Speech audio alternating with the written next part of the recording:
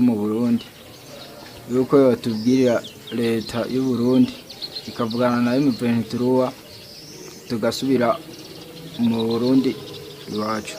Nous demandons directement. Donc, ce qu'il a demandé directement la question. Maintenant, qu'est-ce que vous voulez qu'on fasse pour vous? Nous demandons premièrement à notre famille qui sont au Burundi et à la société civile du Burundi de faire le plaidoyer auprès du gouvernement burundais afin qu'il cherche un modus vivendi, donc un compromis avec les M23, afin que nous partions chez nous au Burundi. Merci beaucoup. None mzehe kugeza aya magingo M23 ibafashe ite? M23 idufashe neza. None ni iki musaba? Saba imiryango yacu iri Burundi na societe civile iri Burundi ko bwira leta y'u Burundi bakavugana na M23 hanyuma kugira ngo dushobore gutaha umuryango wacu. Comment est-ce que les M23 vous a accueilli? Non, ils nous ont accueillis chaleureusement, nous sommes tellement bien. Mais qu'est-ce que vous demandez?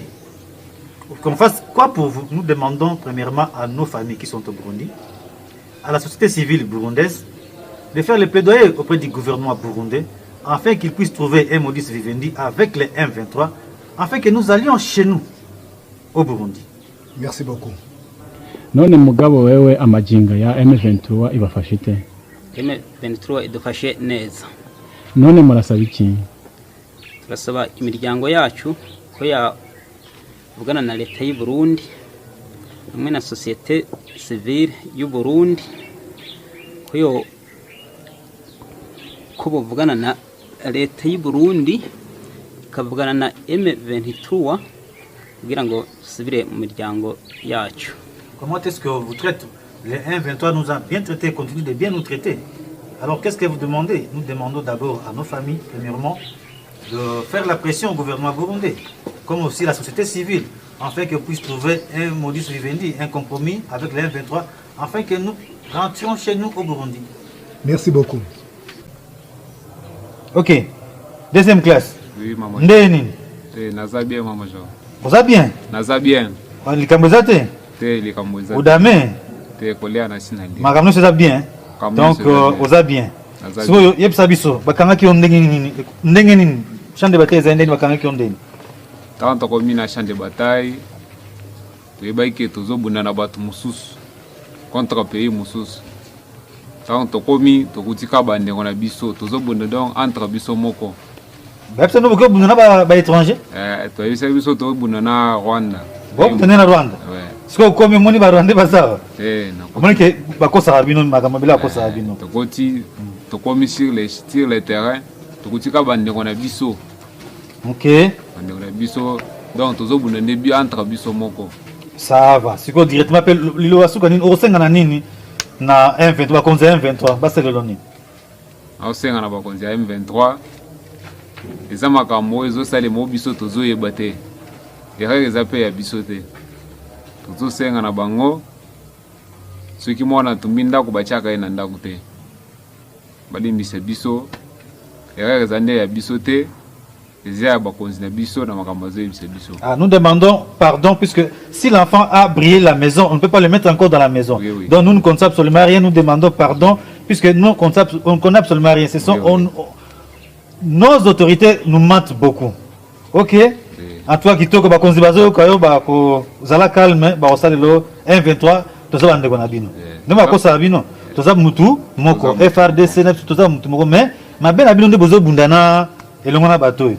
Bitumeza ndeni tambo zo bundana bango mo moni ndeni tozo bunda ko tu ngana ebaki atake toza biso moko sur les champs de bataille tokuti ba groupe armé eza ebele tokuti wazalendo nyatura Burundi FDLR nazo comprendre te en tout cas tokuti ba groupe armé nde ebele ba groupe armé nde ebele eza ebele kuna moyen pe là vous parlez en français même il y a pas un problème puisque tu parles un bon français. Donc, vous avez beaucoup de groupes d'armées. On a trouvé là-bas beaucoup de groupes d'armées. Donc, il n'y a pas moyen de se battre. Donc, l'armée devient indisciplinée. Par exemple, moi, je donne un exemple. Par exemple, je suis un chef section. J'ai ma section. Je sais comment œuvrer avec mes éléments. Ici, on prend un exemple, un élément de soi-disant Nyatura ou bien un Burundais, on lui met dans ma section. Je ne vais pas bien œuvrer. Le commandement devient irrationnel. Par exemple, lui est quelqu'un de Burundi. Il ne connaît pas ma langue. Et si moi je disais par exemple de progresser, comment il va progresser? Pourtant, il n'entend pas ma langue. Ok, ça va, merci beaucoup. Yo Negeni. À l'aise, mon major. Vous êtes à l'aise, hein? Oui, mon major. Vous avez un ici, Oui. ok, en tout cas. Libanais à Souka. Loba, bakanga on déni ni pour le Libanais à Souka directement. Bazunga na champ de bataille na juste na Kichanga. Kokoma kutokomi na Kichanga ndenge objectif otoyelaki. Isika to utaki poto koma Kichanga en opération qui est boyeke kobundana pays voisins comme Rwanda. Mais kokoma sur le terrain tokuti ba civique ba groupe armé belé logo la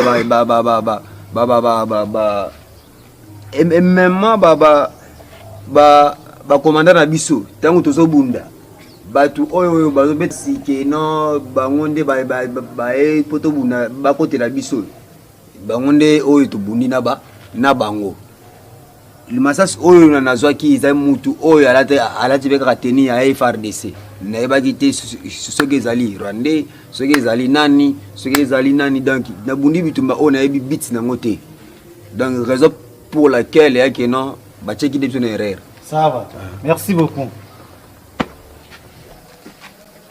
Ok, messieurs les journalistes, vous avez devant vous les éléments F de l'heure. Merci. Comment vous vous êtes retrouvé ici au Congo? none wewe wisanze muri Kongo gute? Naravuse mu Rwanda Mudende. Je suis né au Rwanda à Mudende. Hapa yaranzanye cyane mwana muto yangeze no muri Congo nari mu FDLR.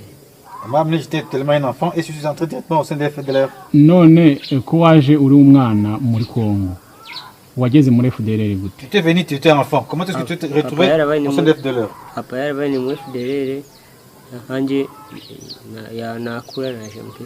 Mon père c'était un FDLR. Directement moi aussi je suis un FDLR. Je suis rentré au FDLR. Merci beaucoup. None wewe wisanze muri Kongo gute? Ngewe ko nisanze muri Kongo papa avuga ko navukiye mu Rwanda muri Mutura. Papa me dit souvent que je suis né au Rwanda vers Mutura. Tugeze muri Kongo ubwo nari ndi umwana mutoya kuko papa yari FDLR nanje nguze. Nous sommes arrivés, j'étais un enfant. Papa était un FDLR directement. Je suis grandi et je suis devenu directement FDLR. Merci beaucoup. Merci. Comment vous vous êtes retrouvé dans le Wazalendo? None mwebwe mwisanze mu Wazalendo gute? Leta yaradusansibirije iduha imbunda ngo tujye kwica abatutsi dutwike n'inzu yazabo tujye n'inka zabo. C'est l'État congolais qui nous a sensibilisés. On nous a donné les armes et on nous disait d'aller tuer leurs vaches et incendier leurs maisons et les tuer. Et tuer les Tutsis. Merci beaucoup.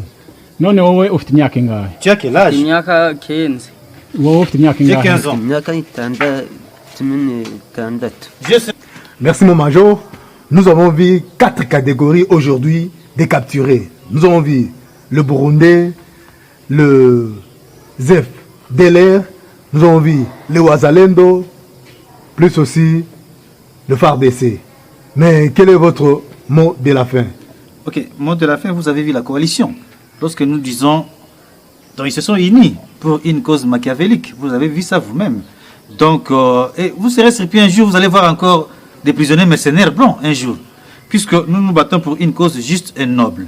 Mais ce que nous regrettons, nous, au sein du M23, comment la MONUSCO, l'ONU, les Nations Unies, doivent travailler avec cette coalition. Voyez vous-même. Là, il y a des enfants de 15 ans, de 16 ans, qui travaillent donc avec le FRDC, ils travaillent avec l'FDLR, ces enfants vont travailler encore avec la MONUSCO. Mais c'est incompréhensible, messieurs les journalistes. Donc, que le monde puisse voir les gens que la MONUSCO doit travailler avec eux. Nous regrettons, et ce que nous disons, vraiment c'est regrettable. En tout cas, merci beaucoup pour l'exclusivité. Je vous remercie.